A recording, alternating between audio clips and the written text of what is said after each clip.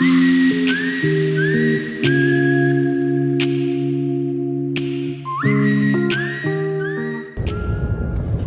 everyone, this is Edna today. Happy Sunday. Today, actually, I felt compelled to talk about the spirit of anger. I feel like we are in a season of life where the devil is working overtime to create a lot of anger, resentment in people's hearts. That is not only in the US, but generally in the world. People are becoming more angry and angry.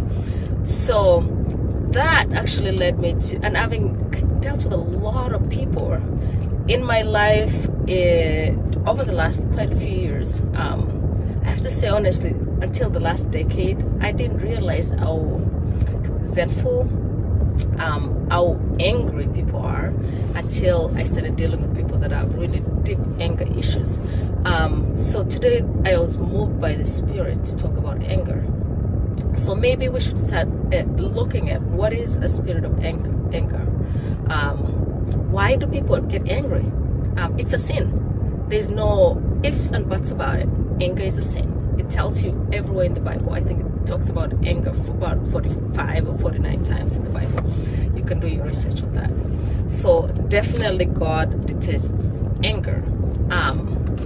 We are human. Of course, we are going to be angry at something. But I think the key not to really understand is you can be anger, but you can have anger in you, but don't dwell in anger. Don't operate from a spirit of anger, because that will lead into so many other problems along the way.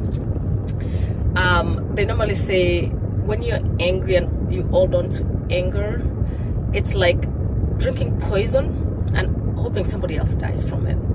So you're really poisoning yourself internally, because you're holding on to this resentment that is going to affect you emotionally, mentally, how you operate with people, and it does something to your body. It does. Actually, science has proven that anger increases your cortisol level, and that is the hormone that is going to control your sleeping patterns, your blood pressure. And now you see a lot of people that deal with anger tend to have high blood pressure. Why is that? Because your cortisol levels are elevated. That's supposed to be a flight and fight type of situation that you're holding on to. So you're constantly in this stress, tense position that makes your high blood pressure increase. And when your blood pressure goes up, it does put a lot of stress on your heart, which will lead into so many other heart problems or cardiovascular problems. And when you start having, you see people having heart attack because of increased high blood pressure that is not controlled. This is all stemmed from anger. High blood pressure can lead to stroke. You have what we call hemorrhagic strokes, that people bleed in the brain because their blood pressure went so high it was not able to be controlled and busted. It's like a pipe, right? If you have such high blood pressure, it increases pressure in your vessels, and it can actually leak or burst and cause bleeding in your brain, which is very dangerous. So those are the physical part of causes of anger. Now let's see what people deal with socially with anger. A lot of angry people end up with lifelong problems.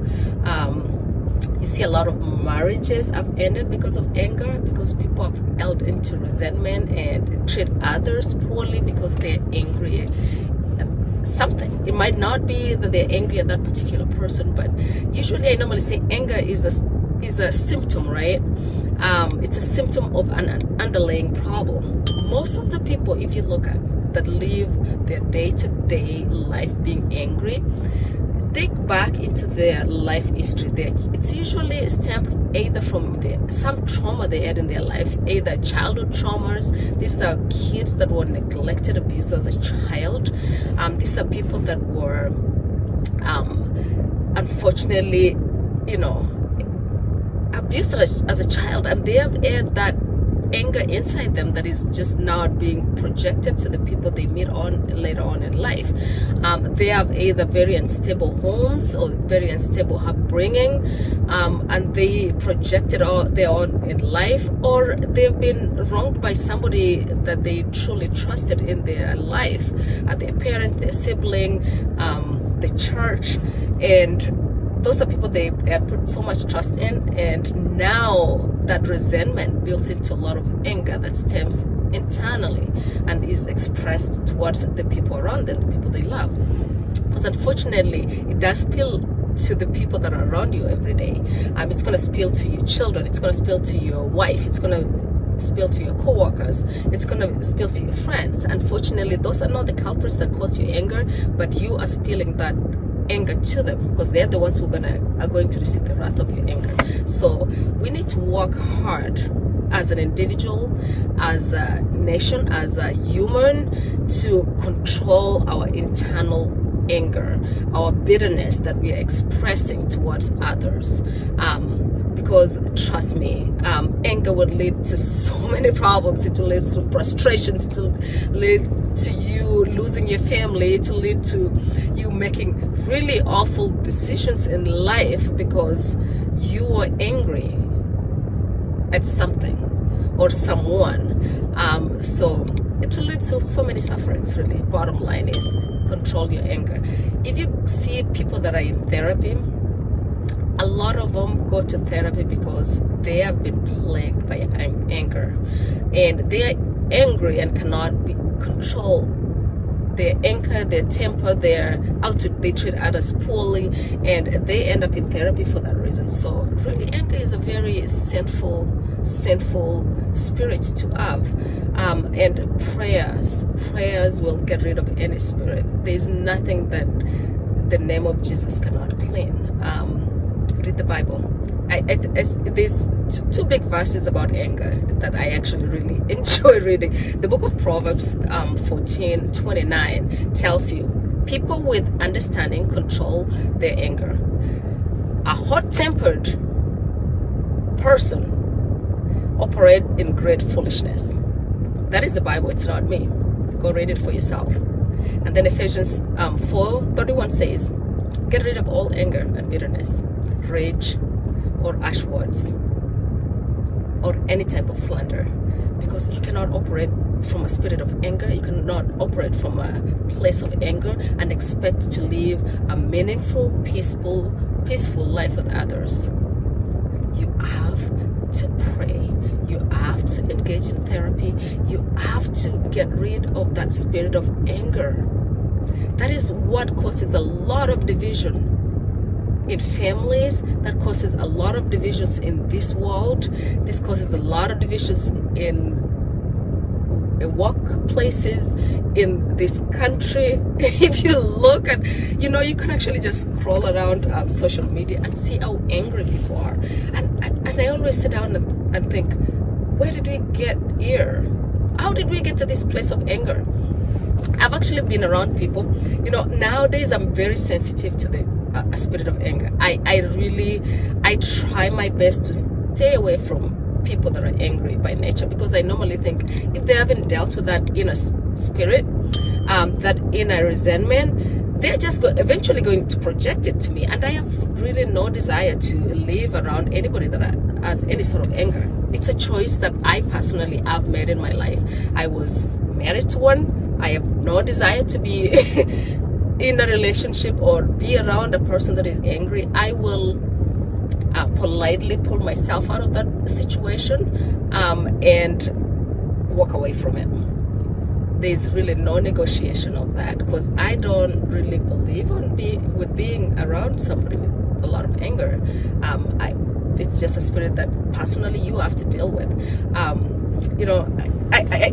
haven't been involved with a few people, and whenever I see somebody honking at a random person on the road and cussing him out for no reason, hey, do you know what that other person in the car is going through? They could have lost a child that day. They could have been rushing to the hospital to see a loved one. You don't know what is going on with their life, so you cannot project your anger to them. people that just all of a sudden will judge people actually for being in a certain situation. Why are you judging other person? You don't know their situation. We need to start operating from a place of love, because really the opposite of anger, hate, is love. Okay, so if we all learn to operate from a point of love and start judging or handling other people around us with love, give them the benefit of doubt, and then after that let them prove themselves. And after they prove themselves that they're not good people, whatever, then you can make your own judgment, cut yourself from them. But we should not be operating from a point of anger. That is just the bottom line. That being said, this week please read a lot more about anger and what anger will do in your life, what it will do to your loved ones. A lot of people have lost their families, have gone through divorce because of anger. They have been shut from their families because of anger, and that is a spirit we need to absolutely handle. We need to pray about it. We need to get counseling about it to be able to live peacefully with other people. That being said, have a wonderful day. This week, pray about the spirit of anger if you have one. Seek counseling if you need counseling, and try to operate from a point of love. That being said, have a blessed week.